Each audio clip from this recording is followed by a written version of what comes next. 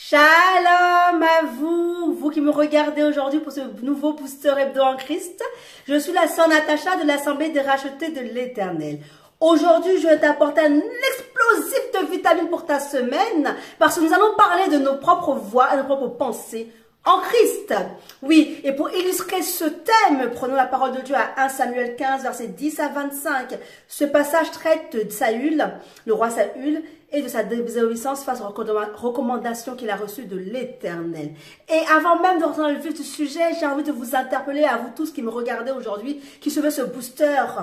Quand Dieu nous parle, oui, quand Dieu nous parle, quand Dieu vient s'exprimer vers nous, nous donne des recommandations, quand Dieu nous donne des instructions, quand Dieu nous donne des interdits même, j'ai juste envie de te dire, pourquoi sommes-nous poussés à agir différemment? Oui, parce que quelque chose nous dit que ce que nous avons reçu n'est pas ce que nous devons faire. Alors nous décidons, nous choisissons et nous engageons dans cette pensée que nous avons, qui n'est pas celle de l'Éternel. Nous engageons dans ce que nous pensons bien faire. Nous engageons dans ce que nous pensons mieux faire que ce qui nous est apparu, soit en vision, soit que nous avons entendu. C'est comme le roi Saül. Quand Dieu lui a demandé d'examiner l'ensemble des Amalécites et de se laver sur la personne, même pas au bétail qu'il y avait là-bas chez le camp ennemi, Saül pensait, il a pensé, je vous dis, bien faire. Et qu'est-ce qu'il a fait? Il a laissé la vie sauve au roi. Il a pensé que en tuant les autres personnes du peuple ennemi et en laissant la vie sauve au roi, c'était une bonne action. C'était une action qui serait reconnue et agréable à l'Éternel. Waouh! Il a pensé. Il a pensé, mais sa pensée n'était pas celle de l'Éternel.